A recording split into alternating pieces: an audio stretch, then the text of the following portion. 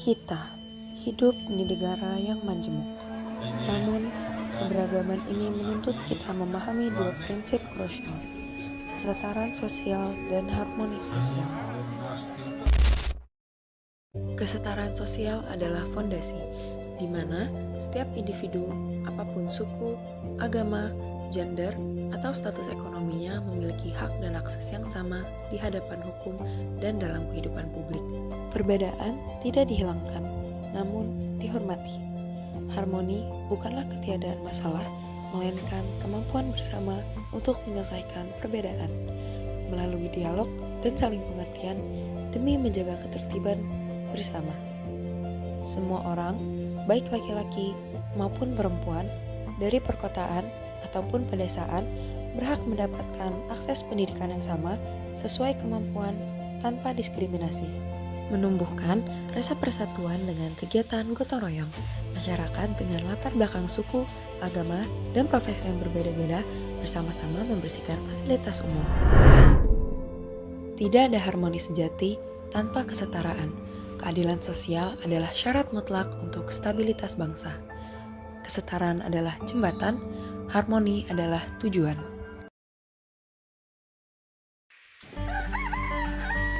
Namaku Inong, dan ini cerita keluargaku.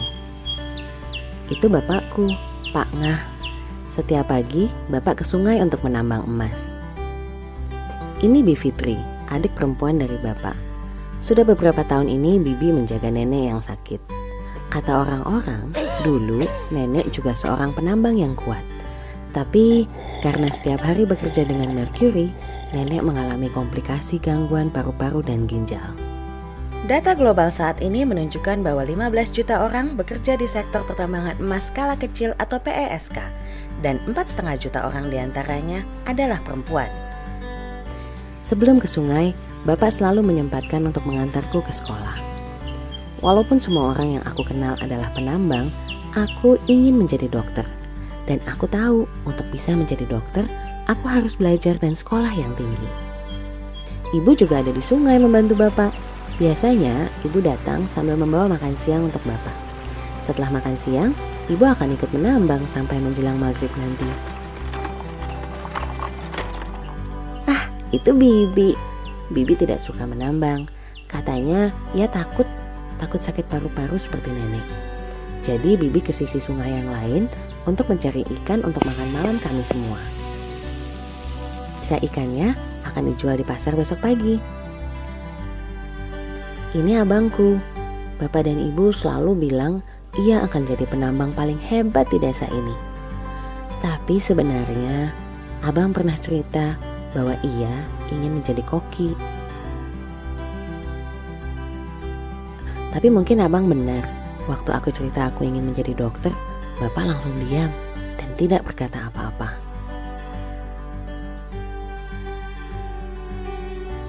Perempuan dan laki-laki seringkali terikat pandangan umum masyarakat mengenai peran perempuan dan laki-laki yang berasal dari norma budaya dan sosial. Peran perempuan sebagai ibu rumah tangga dan laki-laki sebagai pencari nafkah misalnya, seringkali membatasi baik perempuan maupun laki-laki dalam memenuhi potensi dirinya. Pelekatan peran seperti ini adalah akar dari diskriminasi gender. Aku, ibu, bibi gak pernah ikut rapat desa, kecuali kalau kami datang untuk membawa penganan. Ibuku sangat luar biasa. Setiap hari ibu masak ke pasar, membersihkan rumah, membantu bapak, dan masih sempat mendampingi belajar setiap malam. Kegiatan di rumah tangga biasanya tidak terdistribusi secara merata antara anggota laki-laki dan perempuan. Anggota perempuan biasanya terbebani dengan pekerjaan baik dalam kegiatan produktif maupun reproduksi, yang sebagian besar tidak bernilai ekonomi. Tapi sekeras apapun keluargaku bekerja, sulit untuk memenuhi kebutuhan keluarga dengan hasil tambang, untuk makan dan membeli obat nenek. Sekolah yang benar ya nak. Mungkin kamu bisa jadi perempuan pertama desa ini yang menjadi dokter. Atau apapun cita-citamu kelak akan Bapak dukung.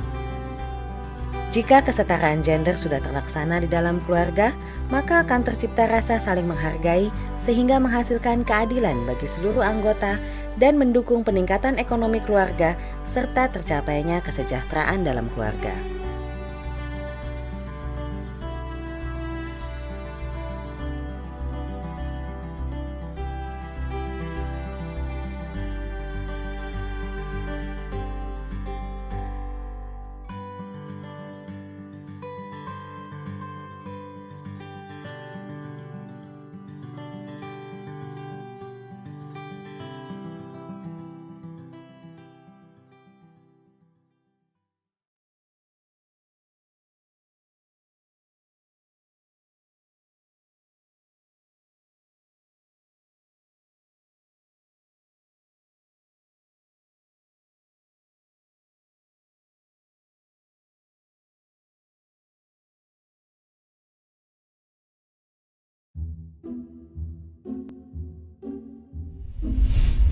Beda sama zaman dulu, rasanya saat ini perempuan dan laki-laki udah nggak terasa lagi kesenjangannya.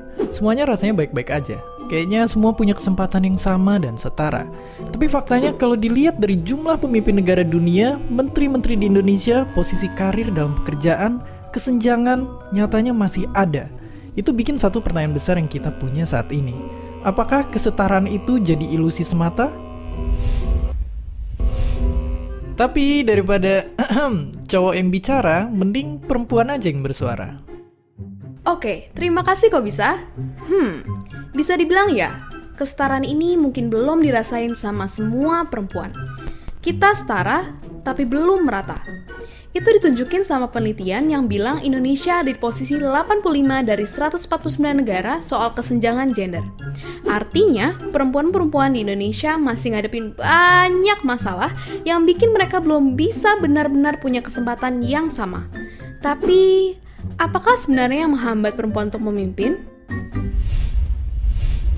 Masalah besar bisa jadi tentang pernikahan anak yang faktanya 15% anak perempuan di Indonesia menikah di umur kurang dari 18 tahun. Selain itu aja bahaya untuk kesehatan, itu bikin lingkaran kemiskinan semakin gede karena mereka kehilangan hak buat sekolah, bikin kekuatan ekonomi jadi lemah, sampai nantinya terjebak dalam siklus yang sama dan akhirnya nggak bisa lepas dari kemiskinan yang menjerat sejak lama.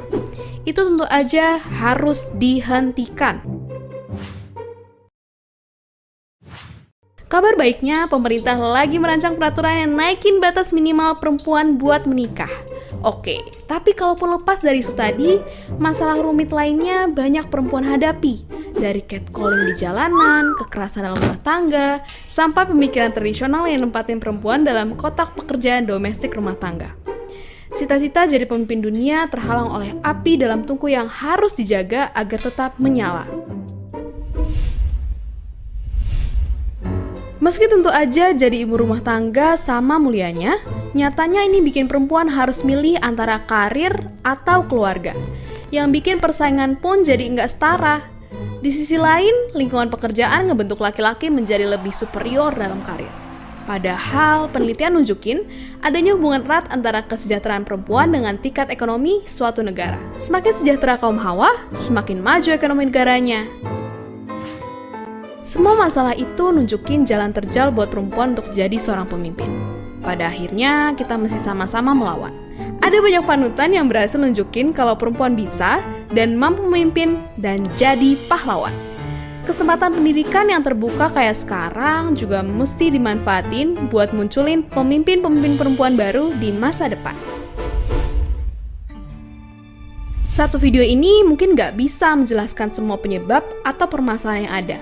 Tapi mungkin ini saatnya perempuan fokus sama kekuatan, bukan ketakutan.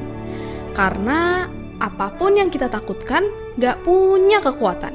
Justru sebaliknya, ketakutan kitalah yang memberikan kekuatan. Selamat Hari Perempuan Internasional. Dan seperti biasa, terima kasih. Hi, thanks for stopping by our video. Don't forget to comment, like, and subscribe.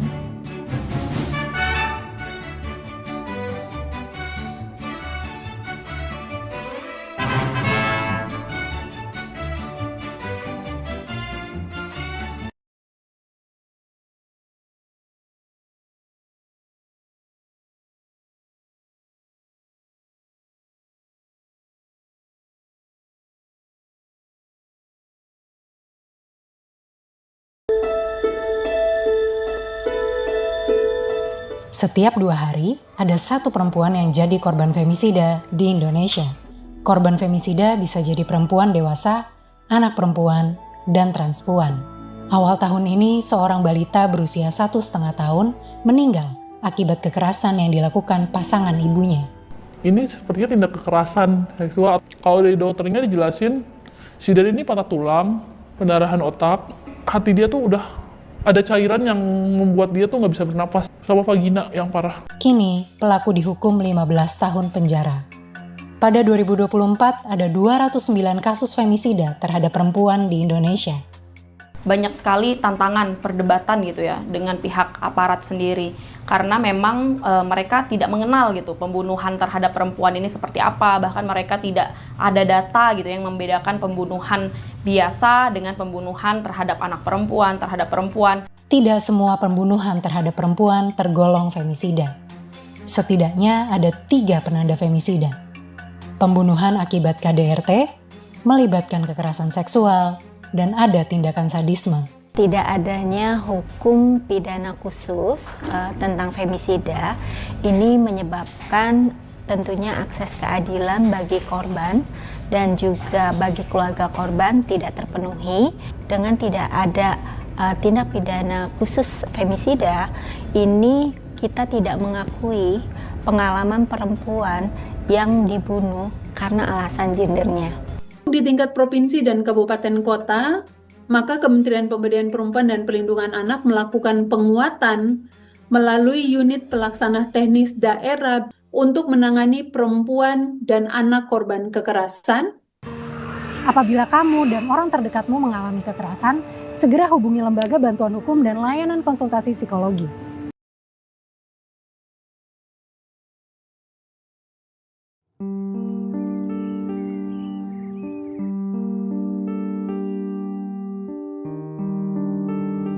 Bu, kopinya mana ini? Tolong bikinin kopi dong. Masuk pagi-pagi kagak ngopi. Sebentar Pak, Ibu sedang buatkan masakan untuk dagang. Ibu, makanannya sudah matang belum? Aku mau buru-buru berangkat sekolah ini. Sabar ya nak, sabar. Satu-satu ya. Iya ampun, cuma minta kopi gitu aja lama banget. Ini Pak kopinya. Ibu minta tolong ya Pak, nanti disapu sama bantu nyuci piring. Habis ini Ibu mau anterin Teteh sekolah. Setelah itu langsung mau buka warung. Nanti Bapak juga tolong antarkan makanan itu ke warung ya Pak. Iya. Besok nggak pergi? Cerewet banget sih. Mosok lagi-lagi suruh pegang sapu. Ada aja lu.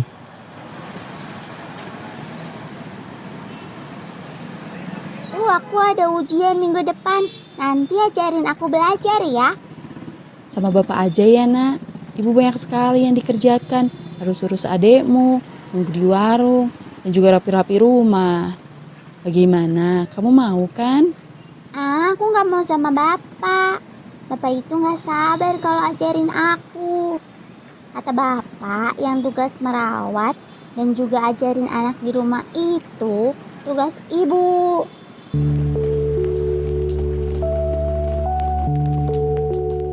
Alah, perempuan kerjanya cuma di dapur sama dagang aja sok sibuk. Masa aku suami suruh nyapu, suruh bersih-bersih rumah. Apa kata dunia kalau mereka tahu aku di rumah itu bersih-bersih? Ayo John, mancing yuk. Bosan gua di rumah nih. Wah, boleh yuk. Males gua juga di rumah. Punya istri gak becus ngurus rumah. Masa gua disuruh nyapu, suruh ngepel, bersih-bersih rumah. Yaudah, yuk, jalan. Ya udah, ayo berangkat. Daripada nyapu ngepel kau di rumah. Yuk. Oke, gas. Bu, kok sekarang bukanya kesiangan terus sih? Ini udah jam 7 loh. Kalau jam segini baru buka, siapa yang mau beli sarapan? Iya nih, semenjak aku ada anak bayi, aku jadi lebih sibuk. Terlebih kan aku harus anterin anakku yang pertama ke sekolah. Jadi aku baru bisa mulai dagang setelah mengantarkan anakku. Loh, suaminya kemana? Bukannya pekerja ojek online? Harusnya kan sebelum suami berangkat bisa bantu terlebih dahulu. dan juga sekalian mengantar si kakak sekolah. Ibu, apakah sudah pernah ngobrol sama suaminya? Kalau merawat anak juga merupakan kewajiban kedua orang tuanya, bukan hanya ibunya saja. Belum sih Bu, saya nggak berani untuk menasehatinya. Dan saya juga bingung harus ngomong apa. Gini Bu, ibu bilang ke suami ibu, Pak, ini kan anak kita berdua. Seorang anak juga butuh peran dari bapaknya untuk perkembangan mental dan akademiknya. Terlebih Pak, walaupun saya perempuan, tetapi saya juga ikut berperan mensejahterakan keluarga kita juga. Saya berusaha untuk memahami kondisi dan mengurangi beban bapak yang memang belum memiliki pekerjaan tetap. Saya tidak menuntut bapak untuk mensejahterakan dan memberi uang yang banyak ke keluarga ini. Walaupun menurut bapak itu adalah kewajiban seorang laki-laki. Tapi saya tidak malu untuk berdagang dan mengambil ikut bantu perekonomian keluarga. Pak, Ibu mau bicara sama Bapak. Ada apa lagi, Ibu? Gini loh Pak, ini kan adik dan kakak adalah anak kita berdua. Ini kan juga rumah kita berdua. Ada baiknya Pak, Bapak juga ikut merawat anak dan rumah kita. Walaupun kondisi ekonomi kita masih kekurangan dan Bapak belum memiliki pekerjaan tetap, tetapi saya juga ikut ambil peran untuk mencukupi ekonomi kita. Ibu tidak menuntut Bapak untuk memberikan uang yang banyak. Karena Bapak seorang kepala rumah tangga, Ibu memahami kondisi Bapak. Jika keluarga kita sejahtera, anak pintar dan warung Ibu ramai, itu kan juga Bapak yang menikmatinya. Bagaimana kalau mulai besok, kita sama-sama berubah untuk saling membantu dan menghargai dan menjalankan keluarga kita ini? Bagaimana Pak? Iya sih Bu, Bapak baru sadar kalau selama ini Bapak terlalu egois karena menganggap Bapak adalah seorang laki-laki. Dan laki-laki itu pantang untuk membantu perempuan di rumah. Padahal Ibu selama ini sudah sangat membantu perekonomian kita melalui dagangan Ibu. Dan juga Ibu merawat anak-anak kita menjadi anak yang sehat dan pintar. Maafin Bapak ya Bu, mulai besok Bapak akan membantu Ibu di rumah dan menyiapkan dagangan sebelum Bapak kerja.